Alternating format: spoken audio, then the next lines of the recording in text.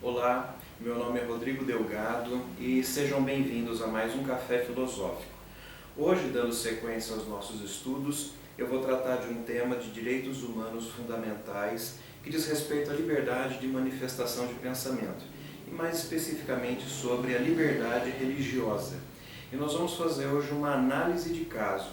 E esse caso diz respeito a uma decisão recente da Rússia que proibiu o grupo religioso Testemunhas de Jeová de fazer a sua pregação naquele território, bem como se reunir em suas congregações.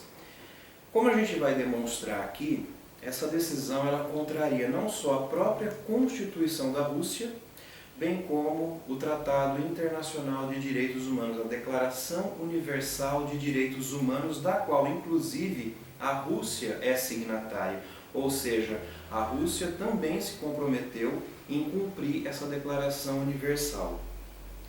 No dia 21 de abril de 2017, então a Suprema Corte Russa decidiu proibir as atividades do grupo religioso chamado Testemunhas de Jeová. Olha só, a advogada Svetlana Borisova, do Ministério de Justiça, fez a acusação dizendo que esse grupo religioso, as Testemunhas de Jeová, constituíam uma ameaça aos direitos dos cidadãos, à ordem pública e à segurança pública. Isso fez com que o juiz Yuri Grigorovich Ivanenko, daquela corte, decidisse a favor do Ministério da Justiça fechar a organização religiosa Centro Administrativo das Testemunhas de Jeová na Rússia e suas associações jurídicas. Além disso, o juiz decidiu entregar à Federação Russa todas as propriedades dessa organização religiosa.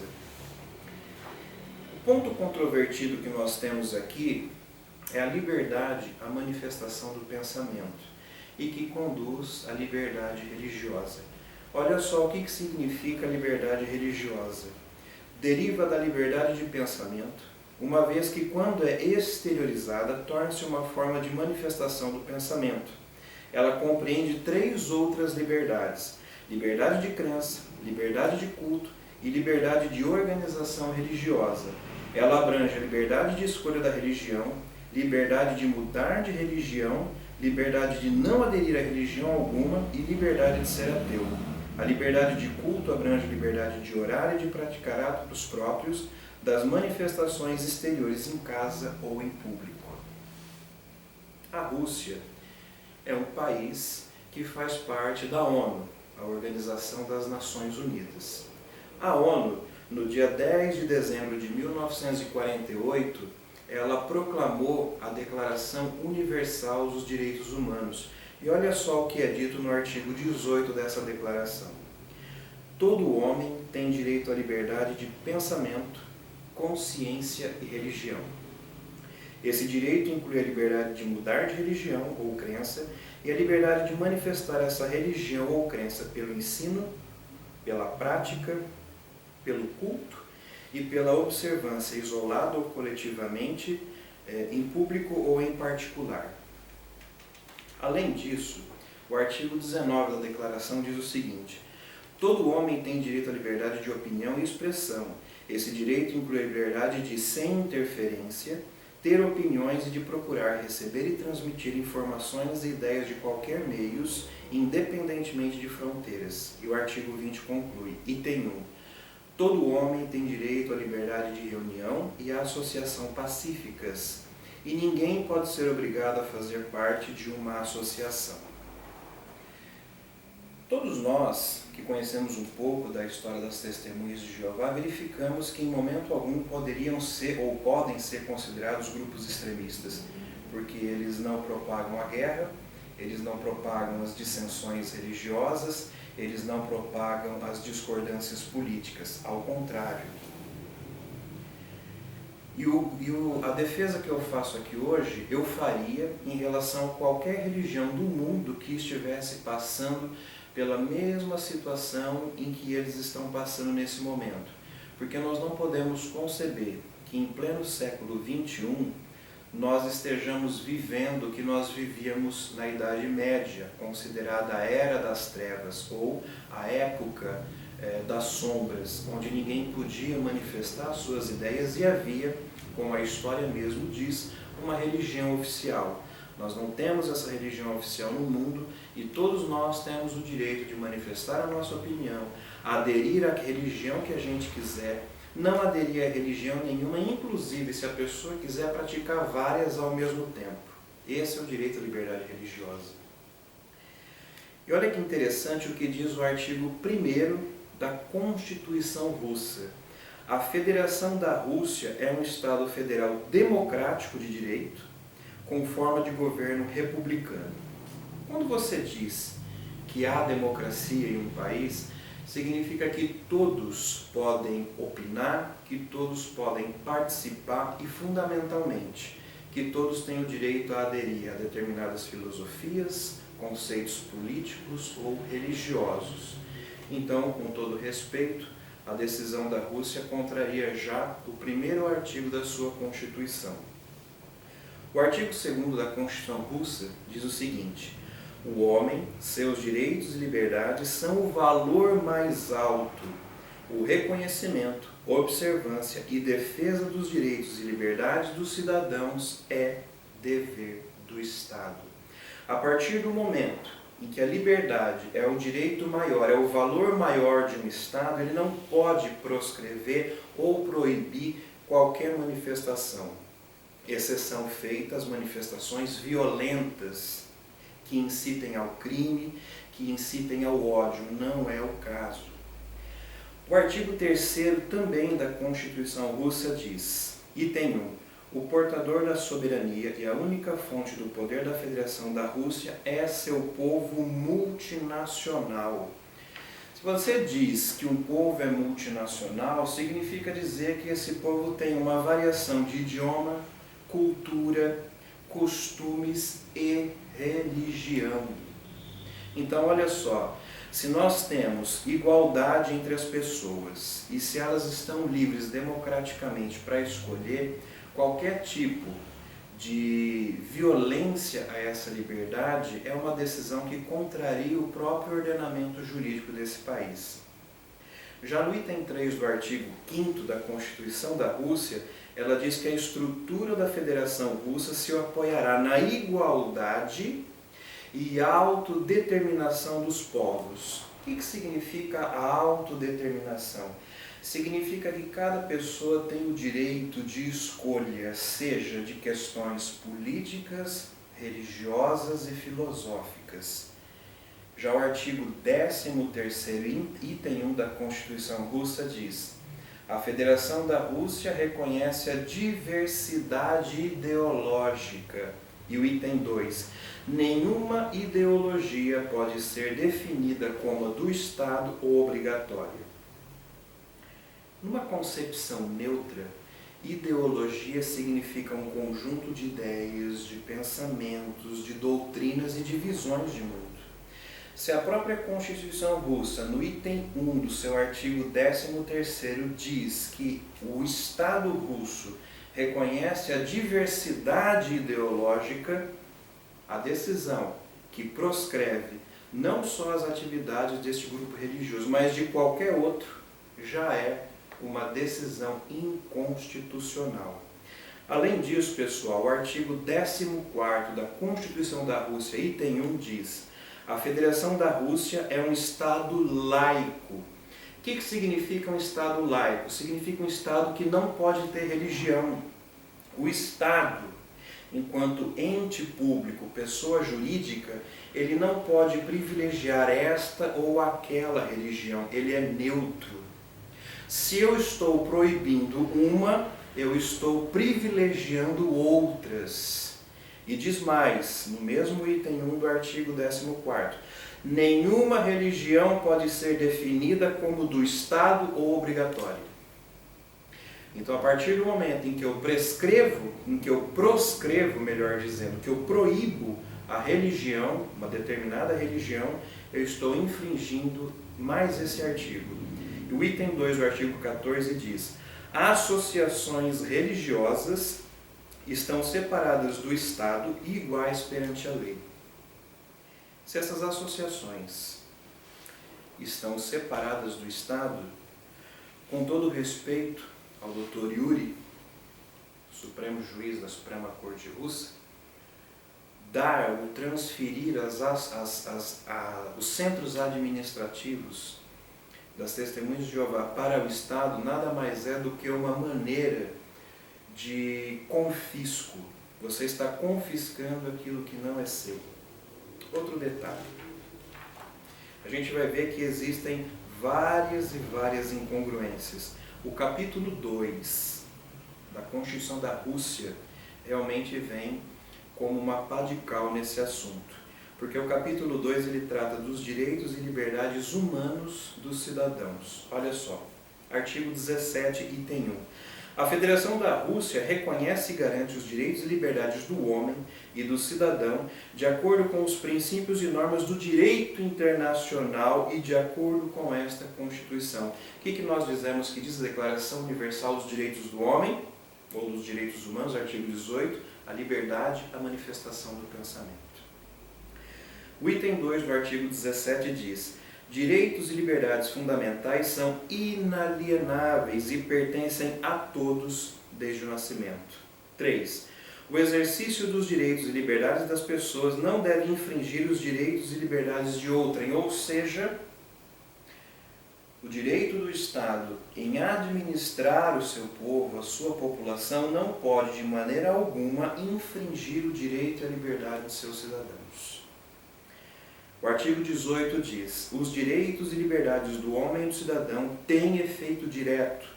Eles determinam o significado, o conteúdo e a aplicação das leis, a atividade dos poderes legislativo e executivo, as autoridades locais, e são garantidos pelo poder judiciário. E foi justamente o judiciário que proibiu a liberdade desse grupo religioso. O artigo 19, item 1. Todos são iguais perante a lei. É importante dizer que quando você diz que um grupo é extremista, significa dizer que de alguma maneira ele incita a violência. E em momento algum a gente consegue ver isso nesse grupo religioso. E tem um fato histórico muito interessante que pouquíssimas pessoas conhecem. Assim como os judeus, os membros das Testemunhas de Jeová também foram perseguidas pelo nazismo e sofreram nos campos de concentração alemães. Assim como os judeus eram marcados com a estrela de Davi, os Testemunhas de Jeová eram marcados com um triângulo roxo, tanto que historicamente são conhecidos como triângulos roxos. Por quê? Porque os Testemunhas de Jeová, assim como os judeus, se recusavam a pegar em armas e a participar dessa guerra insana que Hitler começou praticamente e teve todo esse desdobramento internacional que a gente historicamente muito bem conhece.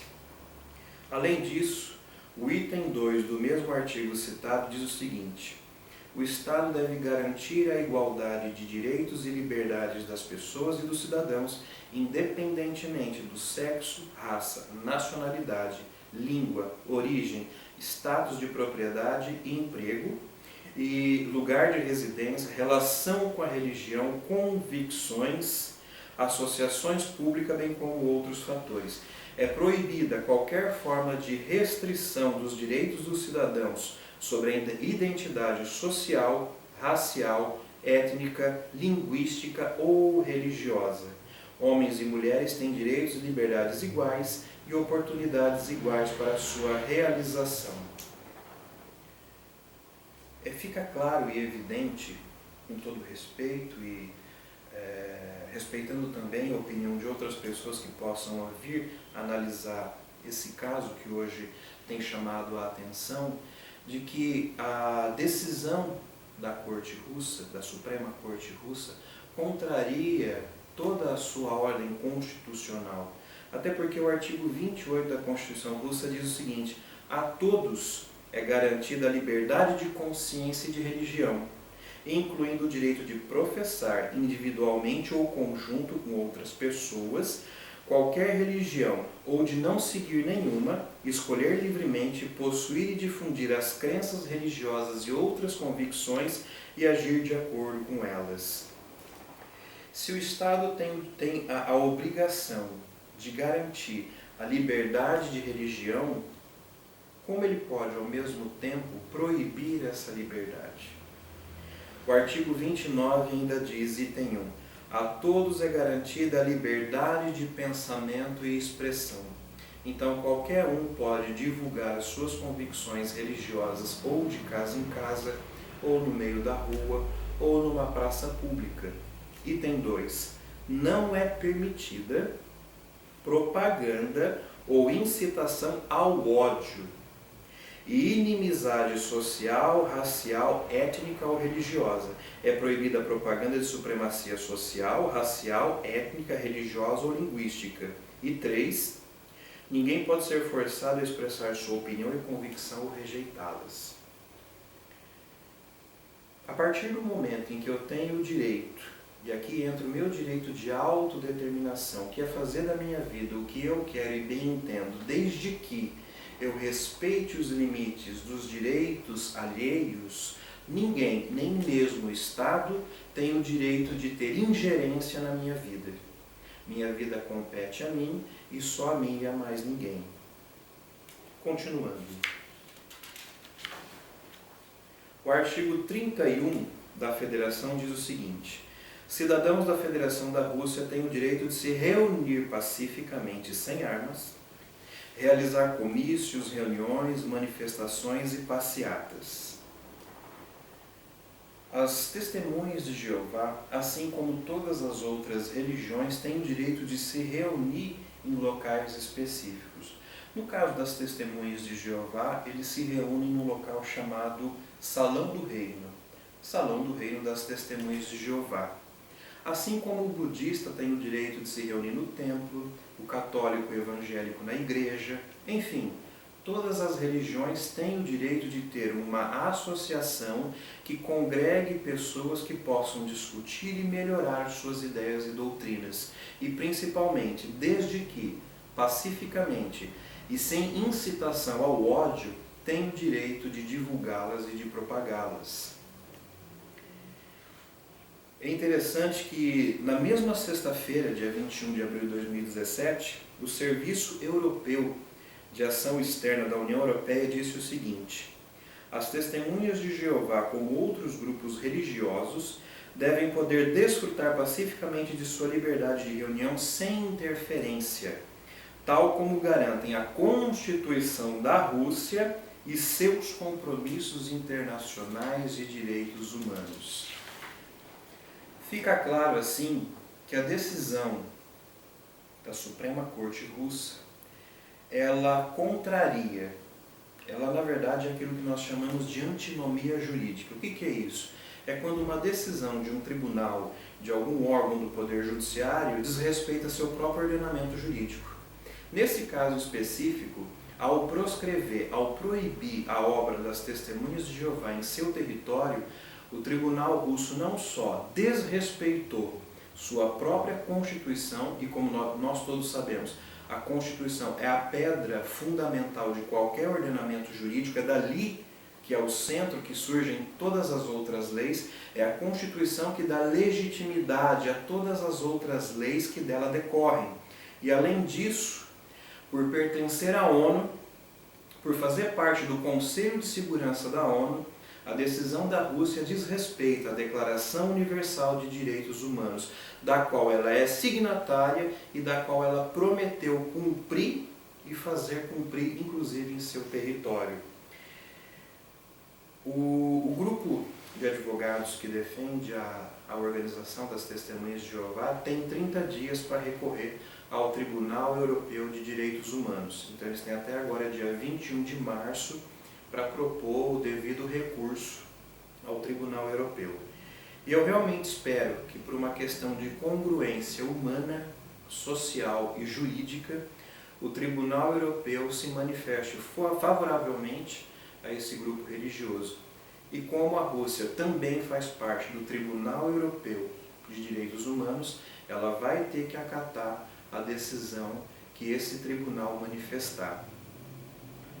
É muito importante que a gente tenha em mente por que nós fazemos essas defesas. Porque para que nós hoje tivéssemos o direito de manifestar nosso pensamento, nossas opiniões e nossas vontades de maneira livre, de maneira plena, muitas pessoas morreram ao longo da história. Nós sabemos que em países ditatoriais, em países onde impera a ditadura, o absolutismo, ninguém pode falar nada. Então esse é um direito muito caro. E mais caro ainda é o direito que decorre do direito à livre manifestação do pensamento, que é a liberdade religiosa. Eu tenho o direito de acreditar em algo superior a mim, que deu criação a tudo. Eu tenho o direito de não acreditar em nada. E eu tenho o direito de acreditar em quantas coisas ao mesmo tempo eu quiser. E isso decorre fundamentalmente do meu direito de autodeterminação. Eu me autodetermino. Eu conduzo minha vida da melhor maneira possível. E o Estado só tem o direito de interferir na minha vida a partir do momento em que eu faço alguma coisa que transgrida a esfera de liberdade dos outros e cause de alguma maneira dano. Não havendo dano ao outro ou à coletividade, o Estado não pode interferir na minha vida. Portanto, eu espero que realmente essa decisão seja reformada pelo Tribunal Europeu de Direitos Humanos, porque realmente, como eu disse, nós não podemos conceber que em pleno século XXI a idade das trevas retorne triunfante. Foi um grande prazer estar aqui com vocês e espero que essa nossa análise tenha ajudado a ver o quanto é importante os direitos fundamentais da pessoa humana, direitos que nascem conosco e se propagam indefinidamente. Agradeço a todos e até um próximo Café Jurídico.